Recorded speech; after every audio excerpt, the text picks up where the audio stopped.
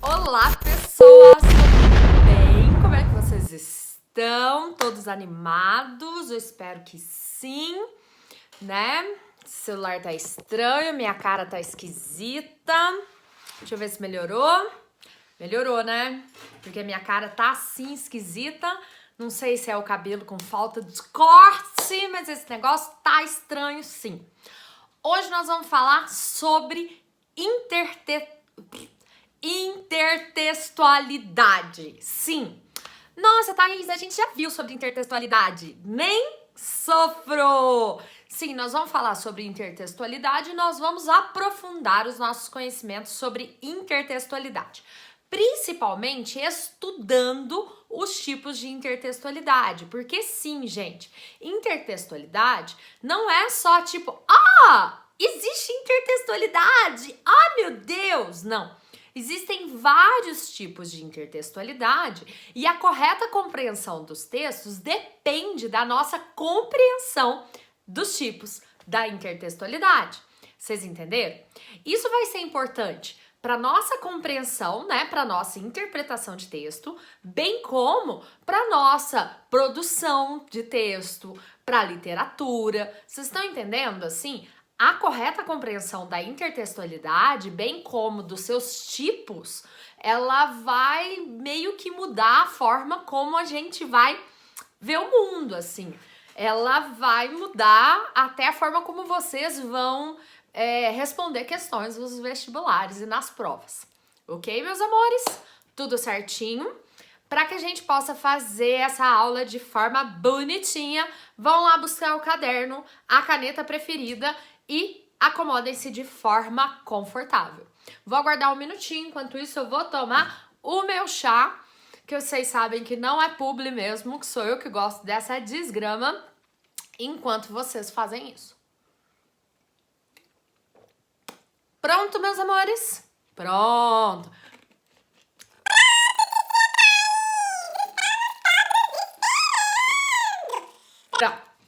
Então, para a gente poder falar sobre intertextualidade, vamos relembrar o conceito básico de intertextualidade, correto? Intertextos. Quando falamos de intertextos, estamos falando sobre diálogos entre textos. Então, nós estamos falando sobre uma conversa entre textos. Toda vez que a gente fala de conversa entre textos, o exemplo que a gente pensa, né, o primeiro exemplo, inclusive que os professores usam, é a música Monte Castelo, de Legião Urbana. É essa letra aqui que eu tô mostrando ao lado pra vocês e esse trechinho que eu tô colocando aqui, ó.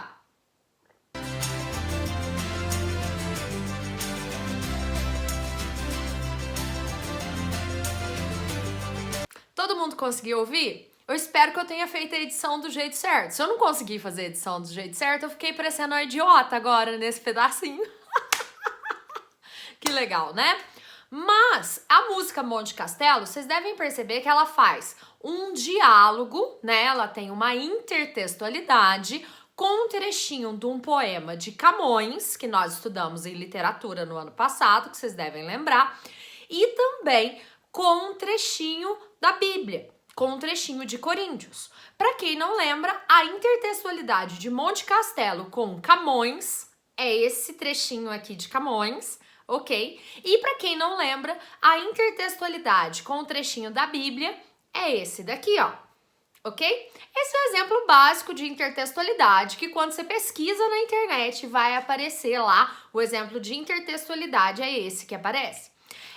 Como eu sou uma pessoa diferenciada, quando eu vou mostrar a intertextualidade, eu adoro mostrar a Mona Lisa, que tá todo mundo vendo aqui. Eu espero que dessa vez a imagem não dê problema. Todo mundo tá vendo a Mona Lisa? Ótimo! E eu gosto de mostrar a Mônica! Olha que linda a Mônica aqui, tá dando pra ver a Mônica? Quando você vê essa figurinha da Mônica, que é essa imagem da Mônica, gente, vocês automaticamente lembram da Mona Lisa. Isso é um ótimo exemplo de intertextualidade. Vocês entenderam? Ok? Então, a intertextualidade é esse diálogo entre os textos. Nós temos dois tipos básicos de intertextualidade. A intertextualidade explícita e a intertextualidade implícita. A intertextualidade implícita é a primeira que a gente vai falar, é essa que tem a ver com a significação do texto. Ela depende mais da nossa leitura e ela depende mais, como é que eu explico? Peraí. A intertextualidade implícita, ela tem mais a ver com a construção da significação. Esse exemplo da Mônica que eu dei para vocês é um exemplo ótimo de intertextualidade implícita. Vou dar um outro aqui de intertextualidade implícita que eu acho que vai ficar bem legal para vocês, tá? Todo mundo conhece o Groot, o Baby Groot, tá? Todo mundo conhece essa cena aqui dele dançando, correto? Essa cena dele dançando aqui, ó, ocorre no final do Guardiões da Galáxia 1, correto? Todo mundo tá vendo que quando o Drax olha, ele para de dançar, correto? Aí agora eu vou mostrar pra vocês essa cena aqui que acontece no início de Guardiões da Galáxia 2. Observem que quando o Drax olha, o Baby Groot também para de dançar. Isso é uma intertextualidade implícita, né? Então, tem a ver com a significação do texto, ok? Já quando a gente está falando de intertextualidade explícita é algo que está claramente expresso, né? Tem a ver com a superfície textual. Então, é algo que a hora que eu leio no texto, vai estar lá escrito, eu consigo ver, né? Geralmente a gente usa a intertextualidade explícita em citações textuais. Olha esse exemplo aqui, ó. Retirei isso de um texto acadêmico. Observe lá, ó. Segundo, vocês estão vendo? Esse segundo tal pessoa é uma citação explícita. Então eu vou lá e explicitamente pego o trecho de um outro texto e coloco no meu. Então, explicitamente, eu promovo o diálogo entre os dois textos. Vocês entenderam? Agora, como eu gosto muito de facilitar a vida de vocês, eu vou falar sobre as subdivisões da intertextualidade explícita. E sim, nós temos várias subdivisões da intertextualidade explícita. Tô chegando bem pertinho aqui para vocês verem a minha beleza, tá vendo? As minhas rugas, os meus pés de galinha, tá vendo? E prestarem bastante atenção nisso, ok? Nós temos alguns tipos de intertextualidade explícita, ok? Nós vamos começar a falar sobre a epígrafe. Quando a gente fala em epígrafe, nós estamos falando daquele trechinho de um outro livro que aparece geralmente no início de capítulos de livros literários. Eu vou mostrar para vocês. Bom, voltei como mágica com o livro. Eu tive que ir procurar um livro com epígrafe porque o que eu tinha preparado aqui não tinha epígrafe. Mas não riam do meu livro, tá? Mas eu peguei O Dia em que os Deuses Chegaram. Sim, é um livro de ET. O Dia que os Deuses Chegaram, tá? É do autor que escreveu Eram os Deuses Astronautas. Eu adoro esse tipo de coisa, tá? Mas observem que aqui, ó, isso daqui é o início do livro, tá? Antes de se iniciar o capítulo propriamente dito, a gente tem essa frasezinha aqui, ó. Há duas coisas que são infinitas, o universo e a tolice dos homens. Albert Einstein. Tá todo mundo conseguindo ver? Aqui assim, ó. Tá vendo? Essa frasezinha aqui, ó, no início do texto, é chamado de epígrafe. Vocês entenderam? Então, eu venho no texto, no meu livro, e eu coloco um trechinho de outro livro, de outro discurso, a fala de outra pessoa. Vocês entenderam? Muitas vezes, esse trechinho dá indícios do discurso que eu vou trazer no meu livro aqui, ó. Bom, o universo é infinito, é isso que tá falando aqui. Isso tem a ver com o discurso do livro, de que os ETs estiveram aqui antes. Vocês entenderam? Tá? Então, isso é uma epígrafe. Ok?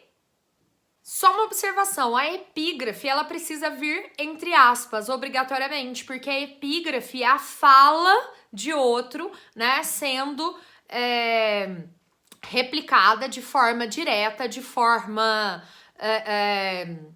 íntegra no meu texto, certinho? O segundo tipo de intertextualidade explícita que a gente pode usar é através da citação. Todo mundo sabe o que é a citação, né, gente? A citação é quando eu insiro no meu texto a fala de outrem, né? Existem dois tipos de citação, a citação direta e a citação indireta. Nesses dois casos, a gente está promovendo a epígrafe, a intertextualidade direta, a intertextualidade explícita. Quando a gente está falando da citação direta, a gente tá falando daquela que é esse exemplo aqui, ó, tá dando pra ver? Segundo tal pessoa, ok? E eu reproduzo integralmente, fidedignamente a fala dessa pessoa. A citação indireta é quando eu reproduzo com as minhas palavras a fala dessa pessoa, que é isso daqui, ó, tá dando pra ver? Mas eu mantenho fielmente o discurso dela, ok? Ambas são usadas na redação, na produção de texto. Só observando que a citação direta, a direta, ela é mais presente em textos acadêmicos. Por quê? Em textos acadêmicos, esse tipo de discurso de autoridade é mais bem-vindo do que em redação de vestibulares, entendeu? Em redação de vestibulares, a citação indireta faz mais sucesso do que a citação direta, ok? A Capitu tá conversando com vocês, tá dando pra ver? Tá, aliás, tá dando pra ouvir a Capitu conversando com vocês? Ok, gente, vocês estão entendendo? Tá com alguma dúvida? Qualquer coisa vocês me gritem, tá? Tô totalmente à disposição. O próximo tipo de citação Que citação, gente? Em que universo que eu tô vivendo? Meu Deus! Eu acho que esse isolamento social tá me deixando louca! O próximo tipo de intertextualidade explícita que eu vou falar para vocês é a paráfrase, que é um negócio que vocês são ótimos em fazer, né? Vocês são donos em fazer, é a paráfrase. O que é a paráfrase, gente? É quando você se apropria do discurso do outro, do texto do outro, e você o reescreve mantendo a ideia central. Eu sempre gosto de falar que é quando vocês vão fazer um trabalho e eu peço assim, por favor, não copiem da internet. E aí tá escrito lá na internet assim, o ano do descobrimento é 1500. Aí vocês vão lá e parafraseiam. 1500 é o ano do descobrimento. Tô mentindo? Né? Isso é a paráfrase. A paráfrase é o famoso trocar o belo pelo bonito, né? Ok?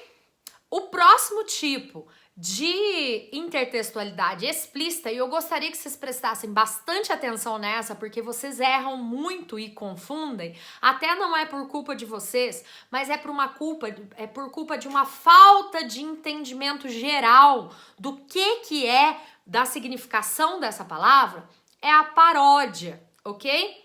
Tá? Vamos prestar atenção nessa. Quando a gente fala em paródia, nós estamos falando da apropriação do discurso, ok? Com um desvirtuamento do que está sendo falado lá. Muitas vezes com uma crítica. Isso quer dizer que eu tenho que manter o que está sendo falado ali, fazendo uma crítica, mas eu posso fazer uma crítica, eu posso fazer humor, isso não tem problema. O que eu quero falar com a paródia é que eu não posso mudar de assunto, vocês entenderam? Porque muitas vezes as pessoas entendem que a paródia é eu pegar o ritmo de uma música e falar qualquer outra coisa dentro do ritmo dessa música. Isso não é uma paródia, vocês entenderam? A paródia é quando eu pego um texto, seja uma música, um poema, seja lá o que for, e eu mantenho o texto e o discurso do que tá ali. E aí eu posso fazer uma crítica, eu posso brincar, eu posso fazer o que for, mas mantendo o que tá sendo falado, ok? Olhem esse exemplo aqui, ó. Tá dando pra ver? Esse é o texto original, ok? Todo mundo viu? E agora, ó, isso daqui é uma paródia. Observe, ó, a Capitu que tá hoje, né? Observem como é que não há uma mudança drástica de assunto sobre o que está sendo falado. Isso é uma paródia, ok? Deu para entender? Um ótimo exemplo de paródia são aqueles filmes Todo Mundo em Pânico, tá? Aquilo são exemplos de paródia, certinho? Bom, o último tipo de intertextualidade explícita que a gente vai falar hoje é o pastiche. Nossa, Thaís, eu nunca ouvi falar. Então, o pastiche, esse sim, é o que vocês imaginam ser paródia. Por isso que eu tô falando que há uma confusão. É o pastiche que a gente pega o ritmo de uma música, por exemplo, e faz qualquer outra produção em cima dele. Vocês entenderam? Todo mundo conhece essa música aqui, ó? Todo mundo conhece, né?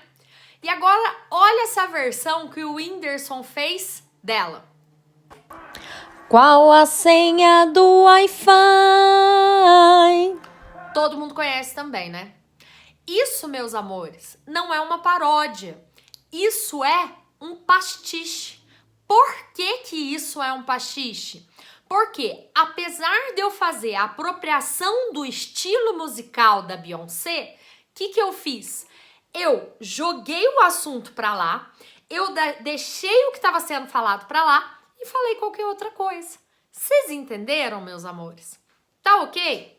Ficou claro o que é intertextualidade como um todo, intertextualidade implícita e explícita e os tipos de intertextualidade explícita?